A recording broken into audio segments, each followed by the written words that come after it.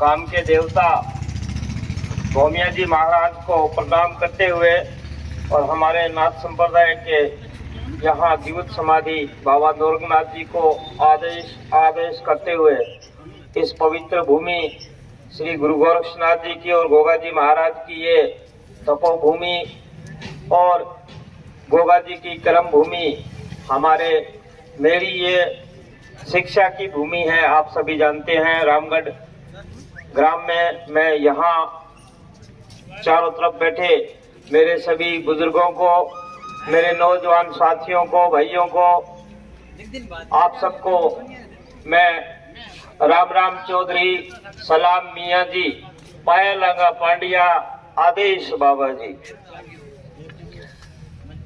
आप सभी यहाँ मेरी छोटी सी बात सुनने के लिए आए क्योंकि पिछली योजना जब चुनाव की थी 2018 की, तो आप लोगों ने मुझे 3 प्रकार के ओड़ में दिए थे।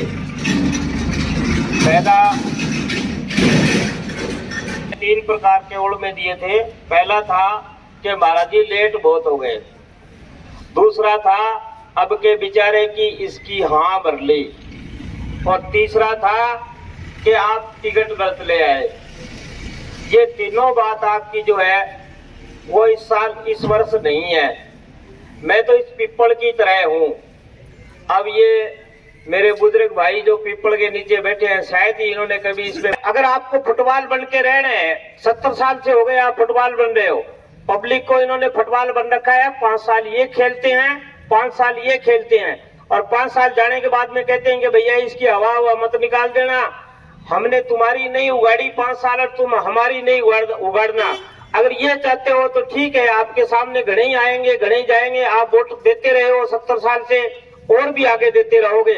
हमें जो है एक मौका मिलता है 60 महीने के बाद में, और 60 महीने में एक दिन, और एक दिन में 12 घंटे, और 12 घंटे में सिर्फ 1 मिनट का समय मिलता है हमें चुनाव आदमी को चुनने के लिए। सिर्फ 1 मिनट का समय, क्योंकि जिस समय हम बूथ पे जाएंगे, लाइन में लगेंगे और उस बटन पे उंगली दबाएंगे, जैसे अब क्या आपको झाड़ू पे दबानी है, झाड़ू चलानी है, बटन दबाएंगे ना, तब तक का समय हमारे पास में है। उसके बाद में आप ये कह दो कि जी मेरे से तो बटन दबे को नहीं, मैं तो दोबारा दबूंगा, कोई बंदा बन दे थाने और ना थाने पहला जागी दाबन दे। कभी मैं बटन दाबन आया हूँ, वोट गिरन आया हूँ, तो थाने कोई गुन गिरन दे। कोई टाइम है, सिर्फ 12 घंटा मिलेगा थाने, और 12 घंटा वो 1 मिनट मिलेगी थाने, वो बटन दबाने को टाइम मिलेगा। तो एम थाने सोच विचार की वोट गिरनो है, कभी थाने रोड़ा गाड़ा वोट देनो है तो थारी इच्छा, और थाने काम करने वाला वोट देनो है तो थारी इच्छा। कोई किंग सागा जोर जबरदस्ती नहीं है।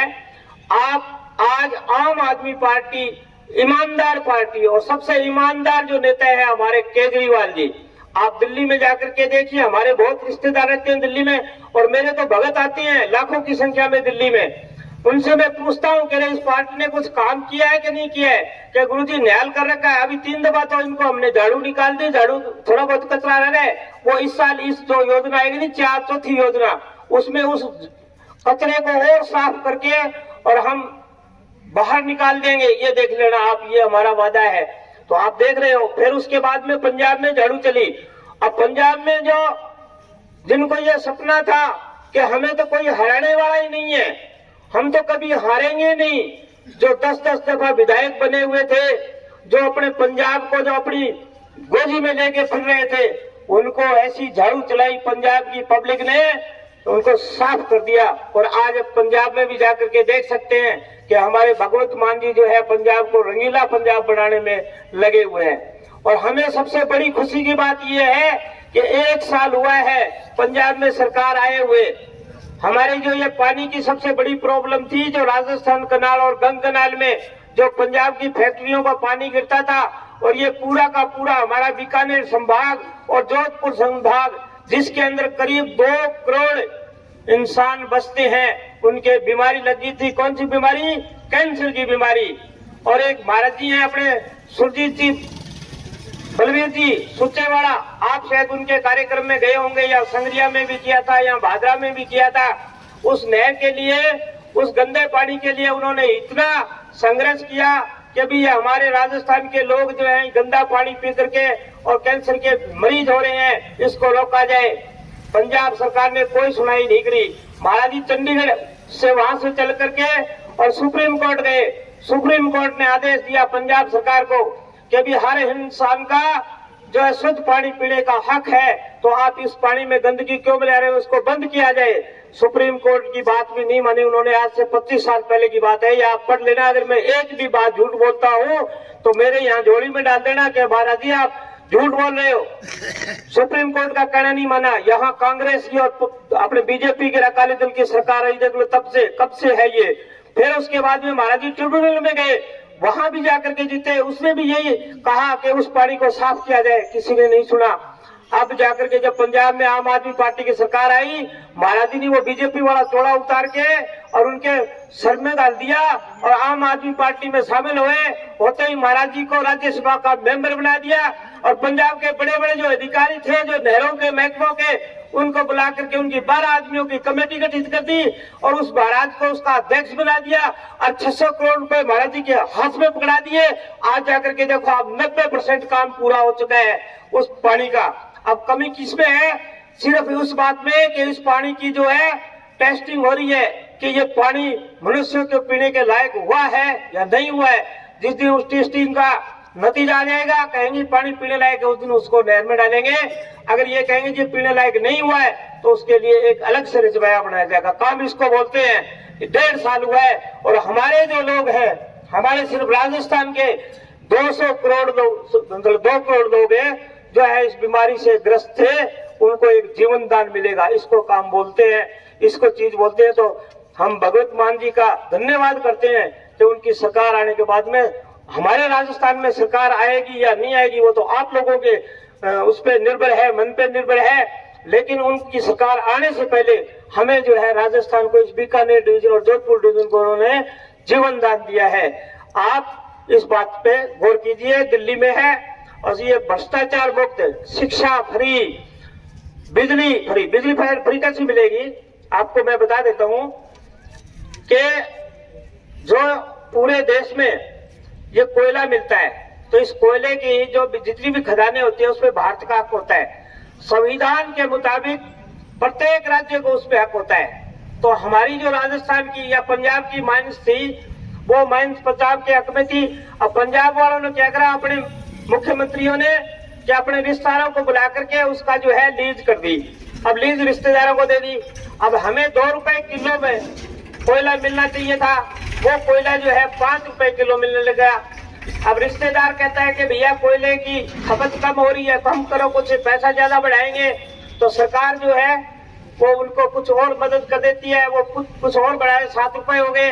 अब 7 रुपए में हमारे वो बिजली के जो प्लांट है वो भी टेंडर पे छोड़ दिए। अब उनको भी छोड़ दिया। वो दोनों मिलाकर के कहेंगे जी कि हमें तो पैसे कम पड़ते हैं तो बिजली का बिल बढ़ा देते हैं। पैसा किस पे पड़ता है? किसानों पे पड़ता है, जमींदारों पे, गरीबों पे पड़ता है। फिर उसके बाद में थोड़े दिन बाद में वो कहेंगे जी हमारा तो पेट नहीं भर रहा है, रिश्तेदार कहेंगे, तो उनको ऑस्ट्रेलिया, दक्षिण अफ्रीका, वहां जो है कोयले की खदानें दिला दी जाती है। और फिर ये कहते हैं जी आप कोयला वहां से मंगाओ तो हमें कुछ लाभ ज्यादा होगा।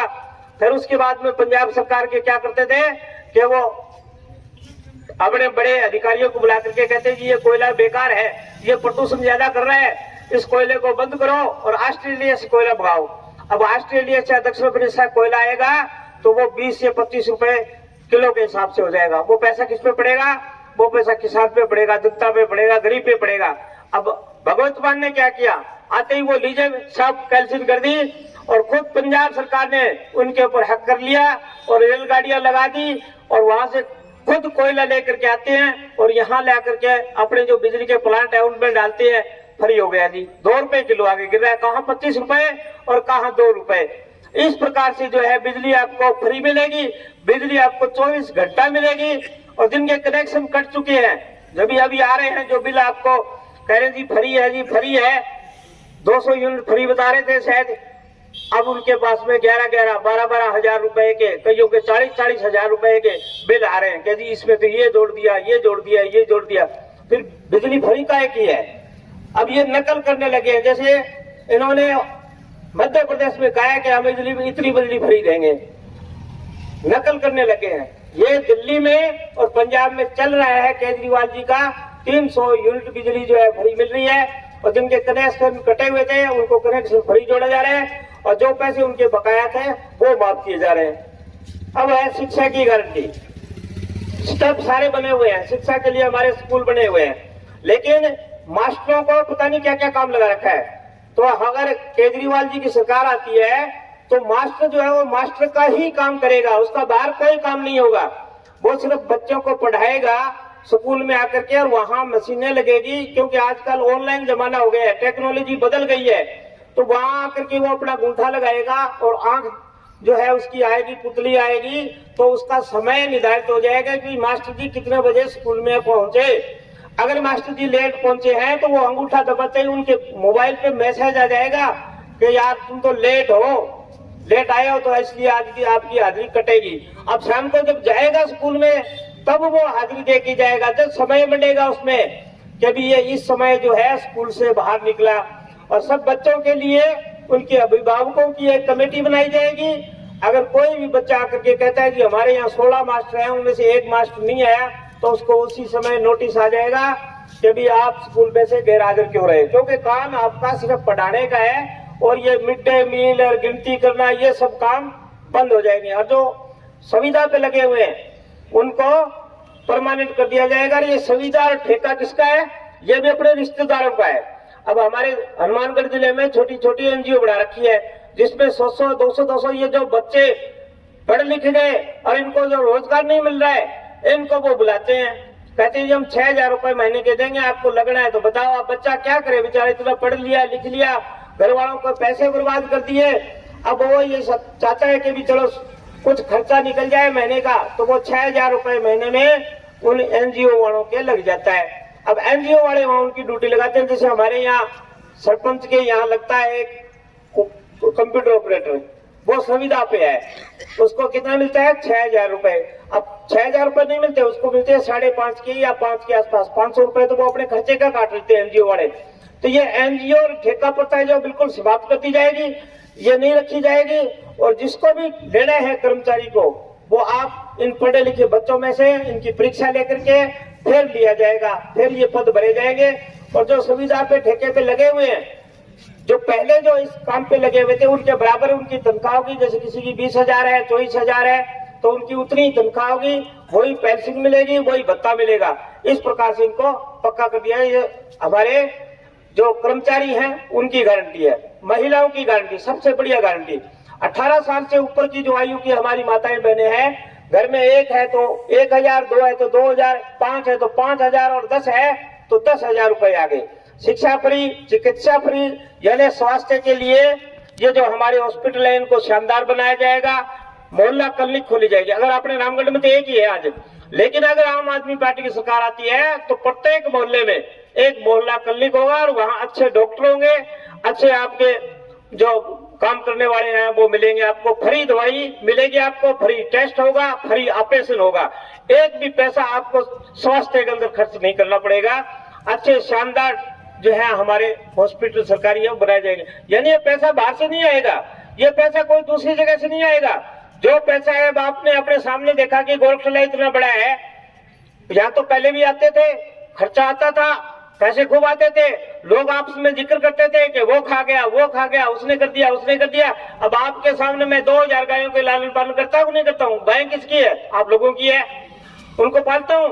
आज गोरखशाला इतना बड़ा बना दिया, जिसको दुनिया दूर दूर से देखने के लिए आती है। पैसा तो वही है और वही जगह है, क्या बदला उसमें? उसमें मैं बदला, मैंने एक एक पैसा सही करके लगाया और आपको करके दिखाया कि जी ऐसे काम हो सकता है। अब कई लोग भाई जो है हमारे बुजुर्ग जो है वो कहते हैं कि यार महाराज को चुनाव लड़ने की क्या जरूरत है, क्यों? वो तो इतने बड़ो गद्दी पर बैठे हैं, बड़े तो राष्ट्रपति आवा पगार लगे, बड़े तो प्रधानमंत्री आवा पगार लगे, बड़े तो मुख्यमंत्री आवा पगार लगे, इन चुनाव लड़ने की जरूरत है? मैं कहता हूँ वो एकदम दिमाग से पैदल हैं, उनके पास दिमाग नहीं है। जो गद्दी पे जो मेहनत होता है उसको अपनी गद्दी चलाने का अधिकार है, लेकिन उसको संविधानिक अधिकार नहीं है कि वो एक आदमी की पेंशन बांध दे, एक आदमी को खाद्य सुरक्षा से जोड़ दे, एक आदमी के घर पे मकान छत बनवा दे। ये अधिकार उस मेहनत के पास में नहीं होता है। आशीर्वाद देने का अधिकार होता है खाली। बाकी का ये आप जो बटन दबा करके अधिकार देते हैं, ये संवैधानिक अधिकार अगर मेरे जैसे एक साफ इंसान, सुथरे इंसान के पास में हो, तो आप ये देखिए कि भी गोगामेड़ी में मैंने रंग बदला है, स्कूल का बदला है, और 2 स्कूल है, दोनों स्कूलों को अलग से आज मेरे आपके यहाँ से बच्चे जाते हैं पढ़ने के लिए स्कूलों से। मुझे किसके लिए धन करना है? इनके तो तैयार बैठे हैं। कल को अगर इनका आ भी गया नंबर विधायक जी का किसी का, तो प्रधान आप में से नहीं बनेगा, उनके पीछे है प्रधान बनने वाला तैयार, वो प्रधान बनेगा, वो चेयरमैन बनेगा, और वो सारे पदों पे वो ही जाएगा। आपका नंबर कभी नहीं आएगा। अगर मैं विधायक बनता हूँ तो प्रधान आप लोगों में से बनेगा, सरपंच आप लोगों में से बनेगा, चेयरमैन आप लोगों में से बनेगा, सब कुछ आप लोगों में से बनेगा। अगर ऐसा आप चाहते हैं, बदलना चाहते हैं, बदलाव चाहते हैं, तो ये झाड़ू उठाइए और केजरीवाल जी की जैसी ईमानदार छवि वाले मुख्यमंत्री, काम करने वाले मुख्यमंत्री, जैसे हमारी 2 जगह सरकार है, दिल्ली में और पंजाब में, उस प्रकार से सेवा करवाने के लिए अगर आपकी हिम्मत है, आप अपनी इच्छा रखते हैं कि भी हमें तो महाराज पे विश्वास है, ये काम करके देगा, झूठ नहीं बोलेगा। जैसे आपके खाड़ों की बात करिए, मैं खाड़े पक्के करवा के दूंगा आपके। नहर की बात है, अगर 1 भी इंच पानी इधर से उधर हो जाए तो मेरी गारंटी है, मैं रोड़ा नहीं बचाऊंगा कि मैं ऐसे कर दूंगा और मैं वैसे कर दूंगा, मैं ये करूंगा और मैं भी करूंगा। नहीं, बिल्कुल नहीं। आप अगर मेरे को संवैधानिक अधिकार देंगे तो पानी आपके खेत में लगेगा, कहीं दूसरी जगह नहीं जाएगा। नहरों को हरियाणा बॉर्डर से लेकर के और लास्ट टेल तक सब नहरों को सफाई करके दूंगा आपको। अगर 1 इंच 1 तोड़ा पानी भी अगर पीछे हरियाणा से अपने आया है तो वो पानी उतना का उतना टेल पे जाएगा, उसको कोई रोकने वाला नहीं है। ऐसी व्यवस्था मैं आपको करके दूंगा। अब आपकी इच्छा है, आने वाली 25 नवंबर को जो हमारे इस लोकतंत्र का, हमारे प्रजातंत्र का बहुत बड़ा त्योहार है, हम अपना नुमाइंदा चुनते हैं। हमें समय बहुत कम मिलता है। वैसे इन लोगों को समय दिया है, हमारे लोगों को समय दिया है कि हम आपके बीच में जाकर के अच्छी से अच्छी झूठ बोले, ऊंची से ऊंची अच्छी अच्छी बात कहें आपको, और आपको ये कहें जी हम ऐसे कर देंगे वैसे कर देंगे। हमारे लिए टाइम बहुत है, लेकिन आपके लिए समय नहीं है। याद रखना, ध्यान रखना भाइयों, आपके लिए समय नहीं है, क्योंकि ये 20-25 दिन तो आपको हमारे जैसे सुनने में लगा दोगे, अपने काम में लगा दोगे, लेकिन जो रात आएगी 24 की, उस रात को सिर्फ आपको विचार करने का मौका मिलेगा कि हमें क्या करना चाहिए। और 25 को सुबह 5 बजे से लेकर के शाम को 5 बजे 12 घंटे आपको कुछ समय मिलेगा कि हम किसको वोट दें, कैसे सफाई करें हम इसके गंदगी की, और 1 मिनट मिलेगा आपको वो बटन दबाने के लिए। अब आप सोच लो कि बटन कहाँ दबाना है। ये सफाई करनी है गंदगी की, तो मेरे साथ में आइए, झाड़ू उठाइए, क्योंकि गंदगी को साफ करने के लिए गंदगी में उतरना पड़ता है। ऐसे सफाई नहीं होती है। गंदगी में अगर उतरोगे नहीं तो सफाई नहीं होगी। इसलिए झाड़ू उठाओ और रूपनाथ के पीछे लग जाओ सफाई करने के लिए। काम की मेरी जिम्मेदारी। आपको किसी भी प्रकार का अगर ओढ़मा मिल जाए तो गांव के 50 लोग आके कह देना कि महाराज जी हमें आपके लिए ओढ़मा मिला है, आप जो है इस्तीफा दो, उस दिन हम आपको लिख के इस्तीफा दे देंगे, हमें कोई जरूरत नहीं है। धन्यवाद। जय हिंद।